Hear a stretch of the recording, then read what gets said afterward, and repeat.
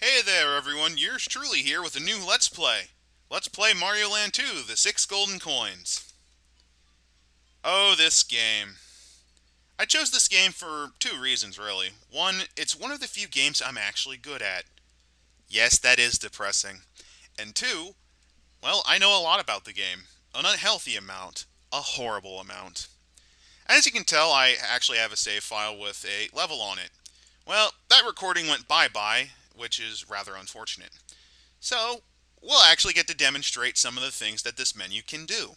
For example, if you go under this box and you jump, like so, you turn into a bomb with an infinite fuse. And then you go down whatever pipe you want, which are your saves. Like, let's say this one, because this one, I don't like the look of it. I hate its face. We go down it, and it clears our save data. There's another thing you can do in this save file. You can go into easy mode by pressing select, and what this does is it removes enemies. It also removes obstacles from your path. It generally makes the game a lot easier. But we're not playing it on easy mode, because I'm good at the game. I say this now when I'm going to probably die a few times in this game made for 5-year-olds. So with that, let's go down one of these pipes and enter the world of Mario. We seem to be in front of, I guess it's Mario's house. I'd hate to imagine if it wasn't, I guess maybe he was visiting someone or something if it's not. Anyway, we can't really do anything at all. We're stuck here, which means that this is the first level. So, Mario in this game controls like he does in pretty much every other game he's in. He can run, he can jump, you know, all the things a Mario can do.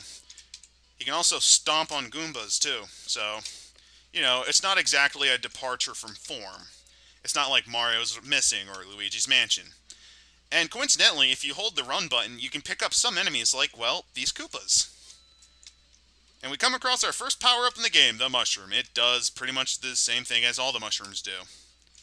Not much to say. And with the mushroom, you can do something called drill stomping, which does that. It's very useful. If you can't tell, viewers, this is going to be an informative Let's Play. I figured it'd be such because I'm so good at the game, obviously. And I also know so much about the game that I figured it'd be a good idea. So, how did I come up across this game? Well, I was a little kid when it came out, 1992. And, well, this was one of the first Game Boy games I've ever played. So, naturally, it was actually the only Game Boy game I had for years. So, whenever I'd have to go somewhere and I had my Game Boy, I would only play this game. I know, that's a depressing life, isn't it, viewers? In easy mode, those piranha plants wouldn't be there, by the way. It's a perfect example of how, much they change from easy mode to normal mode. So, with these two boxes, we actually run across a couple of things.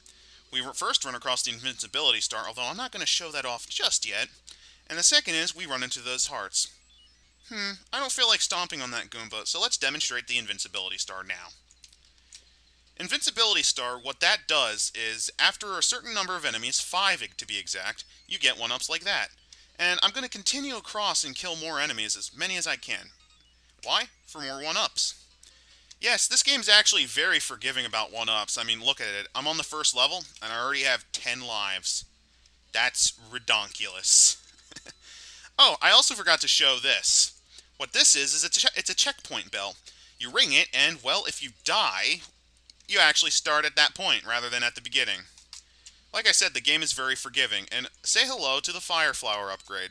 Now, unlike other games, Mario does not change colors because this is a Game Boy game. It's only gray, black, and white, not a lot of diversification, so what they did instead was they gave him that fancy pimpin' feather in his head. I kind of like this more than his typical setup, but then again, that's nostalgia talking to me. I probably sound very depressing right now, don't I, viewers? Anyway, the Fire Flower can do a couple things. Well, it can fire fireballs and kill enemies, but it can also break these types of blocks. Those other blocks that have the happy face, well, those can be broken just by stomping your head on it. And those brown blocks with the angry face, well, you can't do anything to them. Because they're angry, they don't want you to do anything to them, I guess. So, we're actually coming up to the end of the level, viewers. How amazing. Also, we get to see spikes for the first time in this game. They will be in quite a few levels. they're probably more dangerous than the enemies in this game. So now that we've reached the end of the level, I'll demonstrate there's two ways you can actually finish a level. The first is that you just simply ring the bell like so. And what this will do is it'll take you to a special thing. A minigame. And I fucked up the minigame. A lot. You know, it's been so long since I've gotten a mushroom, I don't know if that does what I think it does. Oh wow, it does. Oh, that's rich, folks. I did not expect to get a downgrade from that. So, anyway, now that we've busted out of Mario's house, let's actually go on a little tour around the world, shall we? So, we see that there's this big tree there surrounded by all these other little trees. We see there's the graveyard. That's kind of, morbid. What's up this hill, actually? A hippo statue with eyeliner? Okay. I mean, this is a Mario game, so there's some quirkiness. Let's go up these hills, too. Hey, a big hill that Whoa, I got tiny. Hey, there's a big old house there, too. And I got big again. Hey, what's that? It's the moon. And then there's also a pumpkin place and more graveyards. Jeez, there's a lot of dead things in Mario. That's a statue of me. That's pretty creepy. And hey, there's a giant turtle. And what about this place? I kind of neglected this. What's in here? Well, what's in here, folks, is something I call the gift cave.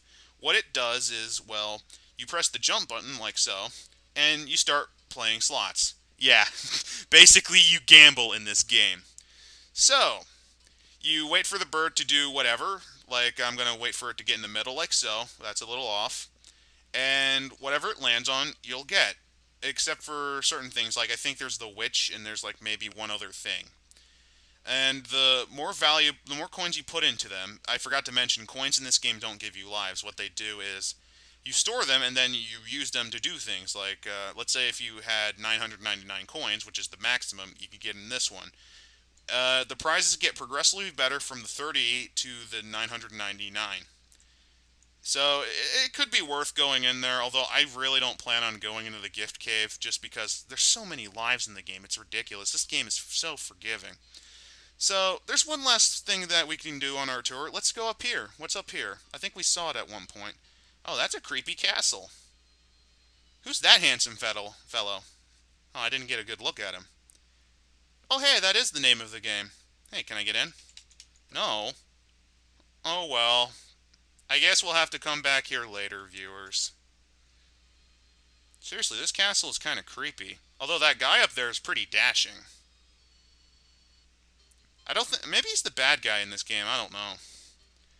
I know. I'm laying on the sarcasm a bit thick there, viewers. Well, anyway, folks, thanks for watching me, and, well, I hope you like it. Have fun, everyone.